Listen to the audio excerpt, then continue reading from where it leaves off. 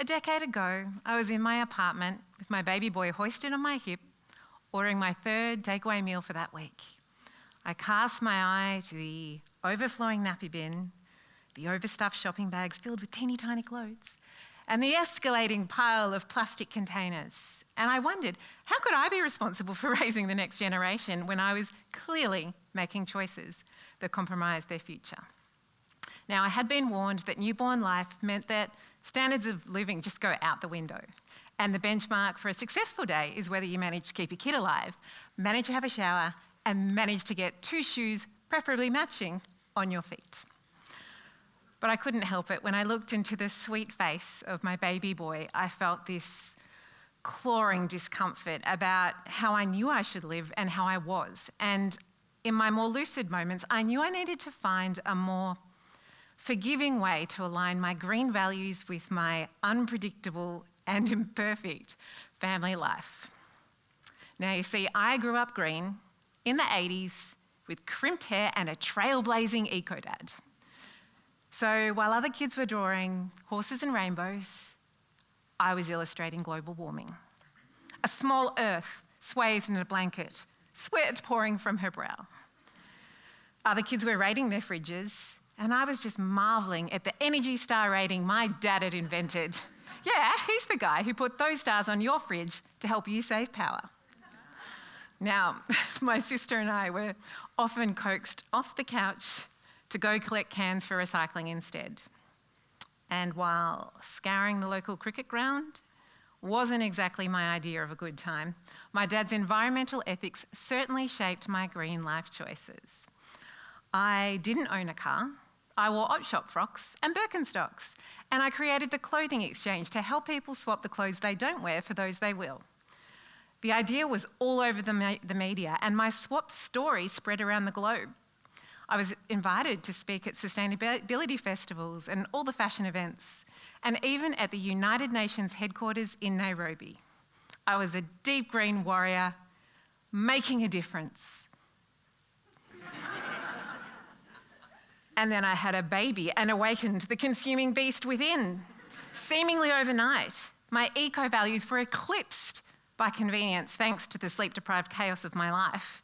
My veggie patch was swapped out for pizza delivery. My pretty op-shop frocks were swapped out for stretchy, sad, grey male tracksuit pants, and I was riddled with eco-guilt. Riddled daily. It was tough. I felt this incredible guilt. I mean, I think we've all been there. We've all been in survival mode. We get overwhelmed, our priorities shift, and everything changes. It might be because we've moved house, got a brand new job, left an old relationship, got an empty nest, or are so overcome with grief. It's pretty understandable that the whole sustainability thing takes a back seat. I mean, it can be really hard to make change at the best of times when we feel obliged rather than inspired. And truthfully, when we lead with our guilt, sustainable living can feel like a bit of a chore. I mean, that's how I felt when I was out collecting those cans for recycling. I mean, when we lead with this kind of guilty approach in this light green way, we might try a singular practice like reusable bags for our shopping, or turning off every light switch we don't need in the house. But this doesn't really inspire us to add more than just a light green approach to our lives. And I can tell you, there are much more enticing and engaging ways to lead a more sustainable life. Now, a light green approach can lack momentum, but a deep green approach can also overwhelm, because climate change predictions are scary. We can think that we need to make our response really urgent and extreme as well. By doing this, we increase the pressure and we inflate the possibilities of what we must do.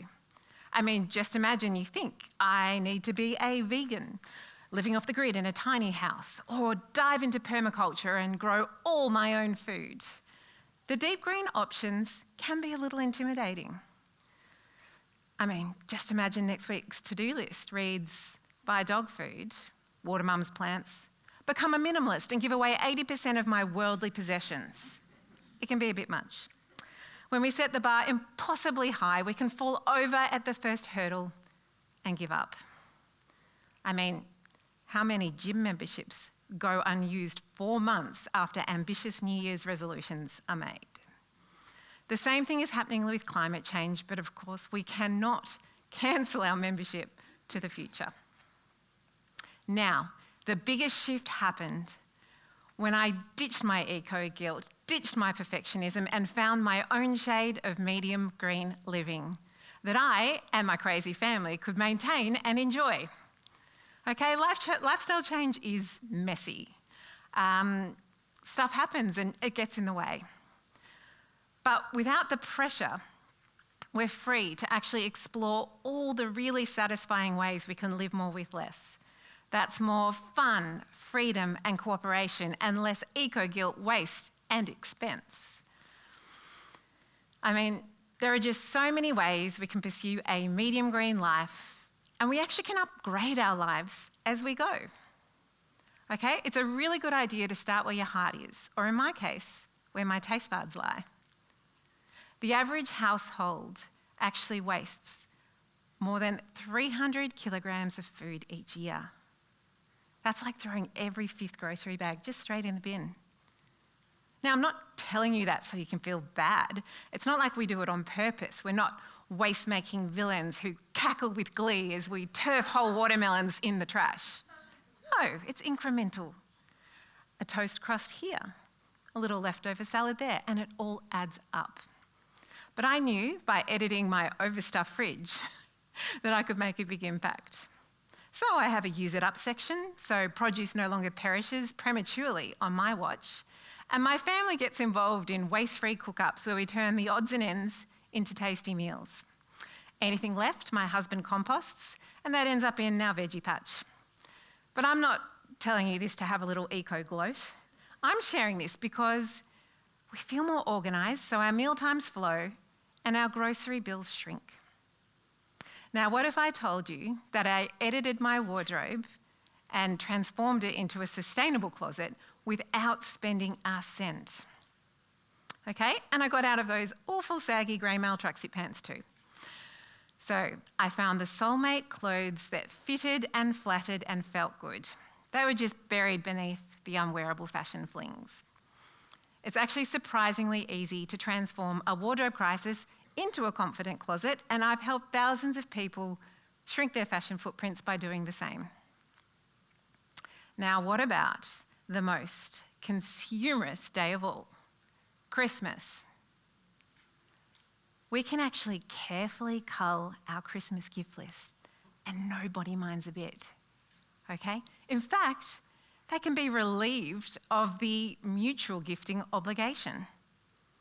Now, if that wasn't reason enough, the Australia Institute found that we spend over $900 million on gifts for relatives who'd frankly rather see us and our lovely faces anyway. Okay, so a medium green approach includes being kind to ourselves when we get overwhelmed by all the misinformation or stuff up. It can be impossible to be perfect in a consumerist society. When we're trying to buy less, everything is designed to make us try and buy and waste more. It's tough. But if we can make a really, really big impact by questioning what we buy and using what we have consciously, and a medium green life helps us shift from being consumers to custodians who act with our far distant future in mind. Now, you might be thinking, this medium green life seems enticing. But you may also be wondering whether medium means mediocre and whether mediocre action is enough in a climate crisis. Let me clarify. Medium means manageable and meaningful climate action. Okay, we all ask ourselves, is what I can do going to make a difference? And will it be worth it? Yes. we know a light green approach won't cut it. And we've tried for decades to get everyone to live deeply green. But a medium green life, that's for the mainstream. And the more people equals the more momentum for the future we all want. Our planet doesn't improve because we despair about it. It improves when we take a step, and that step creates the ripple effect of action and magnifies our collective impact. There's no caped superhero coming to save the day, and our governments are often more preoccupied with winning the next election, and our businesses are often focused on the next financial year, and we're the ones thinking about the next generation to come. We're thinking about our legacy and how we want to leave that world a little better than we found it. Right now, we have an empowered choice to make, to shift to a sustainable future or to wait on the sidelines for the next climate change disaster to strike. What we do next depends on what we stand to lose. When I watch my boys plunge off the pier into the inviting sea, I wonder if this salty joy is something that I'll actually be able to replicate for my grandkids one day. Or will the seas have risen, sands have eroded, and pier been swept away by wilder waves? Will the Mr. Whippy ice cream van go out of business when beach days are no longer enjoyable, let alone safe?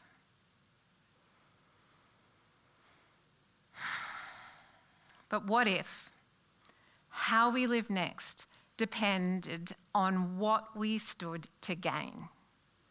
Just imagine you borrow the DeLorean time machine. You travel to the year 2050. You may report that we got the hoverboards and the flying cars that Back to the Future promised. But what if you could tell us that the natural world was so much better than it even is now? That we came together to live medium green and changed course from this catastrophic future. As you take in this regenerative world, you notice that we've shifted from consumerism to cooperation, and that neighbourhoods that were once quiet are now hubs of collaboration. And in any given street, somebody grows the fruit and somebody else manages the beehive. There's a swap and repair cafe on every strip. And the streetscapes, they are no longer grey but green because there's plants over every facade. The garbage collection, it's no longer because there's a compost revolution in its place. But critically, you notice that our relationship with nature has changed, and there's a great sense of respect for what could have been lost. Our new world order has aligned with nature and draws constant inspiration from it. And what this shows us is we don't need to shift to a sustainable future perfectly. We just need more of us to give it a meaningful try. If we want to create the scale of change at the pace we need to, we don't just need a few people living deeply green. We need to mainstream medium green living.